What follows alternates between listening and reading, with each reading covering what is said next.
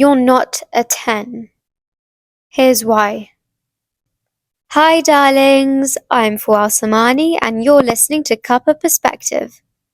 If you're a new listener, this podcast is for those who are keen on improving themselves and where I share meaningful, unprofessional advice, as well as sharing my honest perspective on all aspects of life. As you know from the title, in this episode, I'll be sharing my opinion of self-rating and how society has viewed it and implemented it into our generation. I've noticed how much self-rating and rating others is something extremely common yet normalized in our day and age. And I've come across a wide range of videos, especially on YouTube, where they bring people to rate themselves quote unquote honestly. And the reason why I'm saying quote unquote is because I feel that for the most part, for some people, it's not actually honest. And let me elaborate on that. I've seen too many people rating themselves as a plain straight 10, including personality as well, even if it's not genuine. Because our society and social media teaches us that, oh, everyone's a 10, or how dare you rate yourself lower than a 10? Like for some reason, people are feeding into their delusions and saying they're a 10. Because if you say anything differently, it's considered self-hate or lack of confidence, when in reality, nobody's a 10, and nobody can be. I think it's funny how, instead of being authentic with ourselves, we play into our ego and are scared to admit our faults as humans because we wouldn't want to seem mistake-worthy or someone who doesn't have any confidence.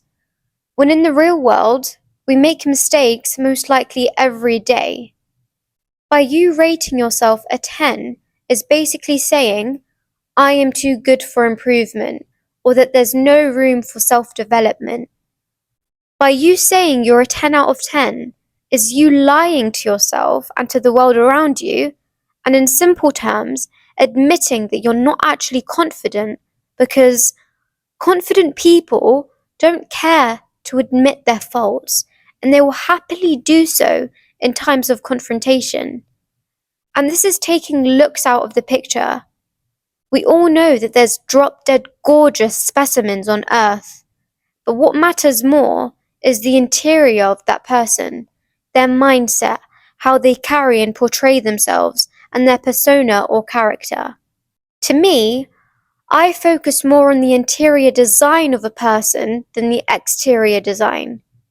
Yes, we as humans naturally are drawn to pretty people and objects, but what's the point of a beautiful house on the outside if its interior decor isn't beautiful as well? For someone to be truly delightful is that their personality has to be beautiful, because I've seen gorgeous people, but because they have such a disgusting, repulsive personality, they actually become ugly to me. So there's no point walking in this world if people only find you attractive on the outside instead of the inside. To be completely blunt, I'm not too fond of this narrative of rating yourself or others as a number, because I feel it's quite subjective if you think about it. Everyone views others differently. I could view a person as breathtaking, but you could not. It's all about your perception of yourself and how others perceive you. I've never really thought about rating myself a number.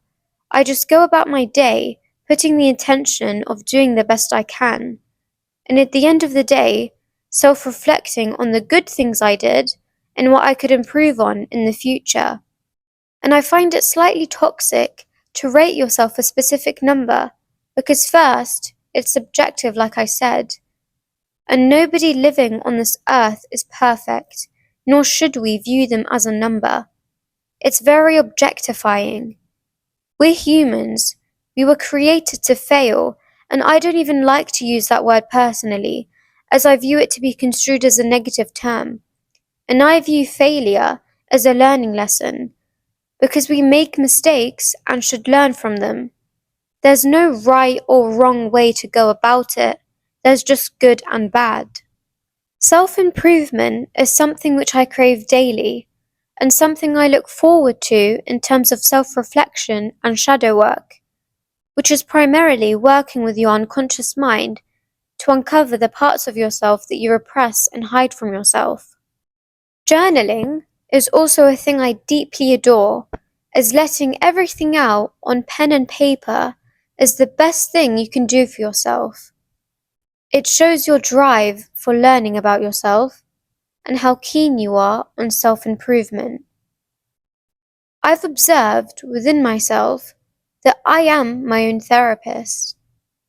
Whenever I do something that I regret, or acting out of emotion instead of thinking, I always give myself that pep talk, or make myself acknowledge my faults, and basically being my own therapist in terms of talking with myself and teaching myself on how to become better, or how this is actually okay, and making myself feel relaxed yet alert at the same time. So being your own therapist, reassuring yourself, and confessing to when things have gone wrong, and most of all, being honest with yourself. It's okay to be flawed. Humans are flawed creatures. We're perfectly imperfect.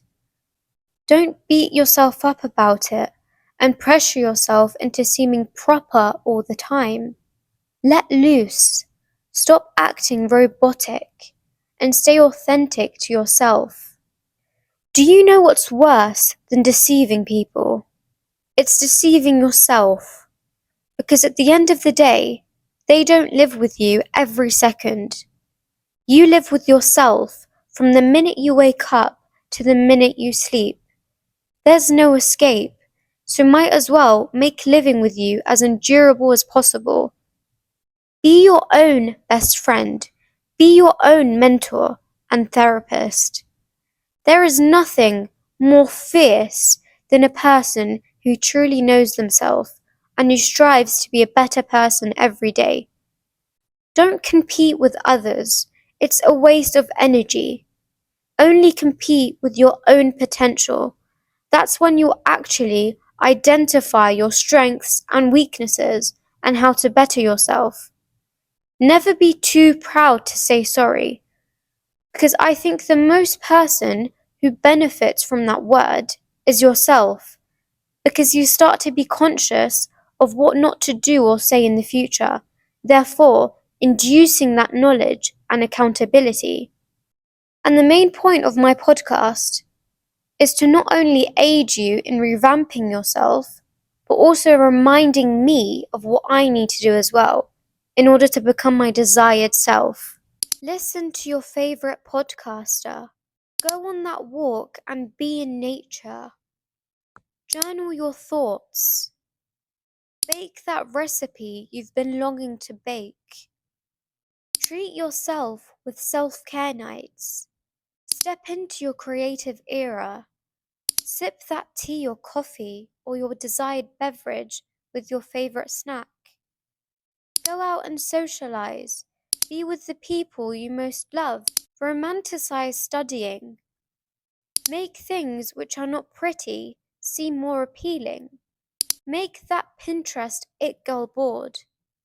Read or buy that favorite book or book you've saved in your wish list. Educate yourself with new facts and knowledge about the world. Fill your body with nourishing, nutritious foods. Paint or draw something, even if you're not an artist. Art is subjective. There's nothing right or wrong about how an art piece should look like. Watch that comfort series or film. Be in your element. Love and encourage yourself through every path you take.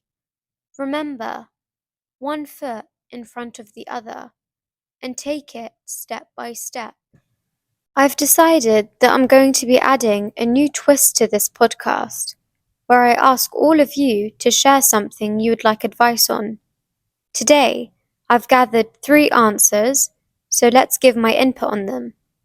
First question is, how to deal with attention seekers? Now, First and foremost, attention seekers are basically, in simple terms, people who act out dramatically for some sort of reaction by a type of audience because they're not receiving attention otherwise. Now, what do attention seekers seek? They seek a reaction. They seek some sort of approval from others, whether it comes off as ingenuine and dishonest. I think the best way to deal with it is to not give them any sort of reaction whatsoever. By you not reacting and giving them what they want, which is, that attention, that embarrasses them furthermore. Also, you have to realize that this comes from a very insecure place. Only an insecure person will act this way. So you have to realize this whenever you come across an attention seeker. So the best thing to do is to just basically not deal with it. Because if they notice and they sort of detect that they're not getting a reaction from people, they'll start to feel embarrassed and start to, be like, okay, I need to stop because I'm not actually getting what I want, and maybe I'm doing this wrong, and I look like a fool, and I look quite stupid, so let me just stop. Second question: how to decide on whether to go to university? Now, I'm a type of person who is quite invested in education. Like, I don't see myself not going to university, but it's different for all types of people. I can't really decide per se or say that this path is good for you because you can't really know. But I think what you can do to help you decide or come to a decision is to lay out the pros and cons and to lay out, why you don't want to go to uni, or what are you worried about in going to uni? What is it that's stopping you from going to uni? Is it a mental thing? Is it a financial thing? Is it, physically being scared to go to uni or being worried to go to uni? For you to come to a decision, you need to first identify what's the reason you're asking yourself this. Truly ask yourself, do you want to go to uni?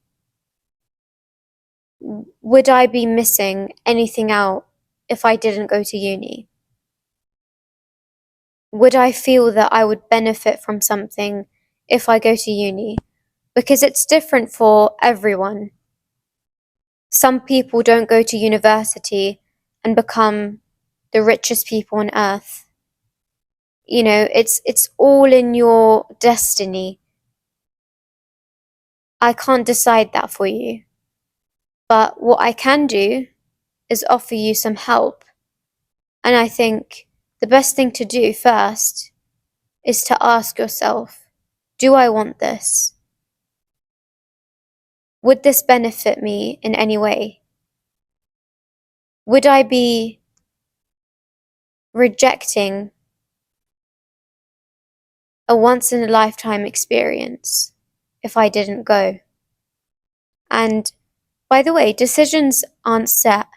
You can always take a gap year and you can always go to uni. Nothing is too late, by the way. I don't like people that think that, everything is too late, or that they have to figure it out by now, or that they have to have it together, they have to have their life together. People in their 40s still don't know their destiny. People in their 60s are just now figuring out their purpose. So it's different for everyone. I can't really decide that for you because my thought of uni might be different to yours. But I think what I said would really help you come to a decision or a half decision. Third and final question: how to become more independent. Now, I'll be completely honest. For most of my life, I wasn't independent at all. I was very dependent on others, whether that will be my siblings, my mum, my friends, the people around me. I just didn't know how to be independent. I thought that I couldn't have it in me because I'm a youngest child. I thought that youngest children, they're just dependent on others, and the olders are more independent. But anyone can be independent, and I think it's vital for someone to learn how to be independent, because for most of your life, you're going to be by yourself. There's going to be phases in your life where you're going to have no one, where you might feel lonely at times, where you feel that nobody understands you, that you don't have friends. But don't fret. People need to be comfortable in their own skin. People can't rely solely on the dependence of others because that's temporary. You need to be dependent on yourself and yourself only, because it's going to be you in the end. Just you alone. Not your mum, not your dad, not your sister, not your brother, not your friend. No one. It's going to be you in the end.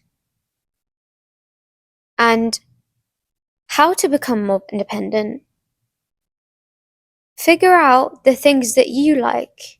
Figure out the things that make you happy, instead of focusing on what your friends like or what so and so likes. No, focus on what you like. Identify your hobbies. Create new hobbies. Discover new hobbies, new creative sides to yourself. Go out by yourself. Go on a walk by yourself. Journal. Self-reflect. Take yourself somewhere. Instead of cancelling that plan altogether because someone couldn't go with you, go by yourself. You don't need to go with someone. You can do that activity by yourself. And by doing that activity by yourself, or going to that outing by yourself, that will increase your independence. Just by you taking yourself to the shopping centre and doing a little bit of shopping, taking yourself to the park, buying groceries by yourself, having a picnic by yourself, reading by yourself, doing whatever by yourself. If you start to increase your soul activities, your independence will boost like crazy. I thought I couldn't be a person that could be independent. I thought it was impossible, and I always used to tell myself that no, I can't be independent, or I've tried, but I haven't really tried until I did try. I haven't been truly independent than these last 2 years. Before that, I was kind of scared to get out of my shell. But when you are at your most scared point, That's the most point where you need to step out. Get out of your shell. Get out of your comfort zone. Don't stay in your comfort zone, because ultimately it's going to crush you. Because who is going to be there at the end of the day? Who is sleeping with you at the end of the day? Yourself. So it's inevitable for you to be independent. Okay, we have reached the end of this podcast. Thank you so much for listening. I greatly appreciate it. Comments will be open, and I'll be looking forward to your reviews, notes, or questions, or maybe recommendations for my new episode. New episodes come out every Tuesday. Check out my Instagram and TikTok as well as YouTube, which I'll be posting episodes on as well. I love and appreciate you all. See you next week. Bye!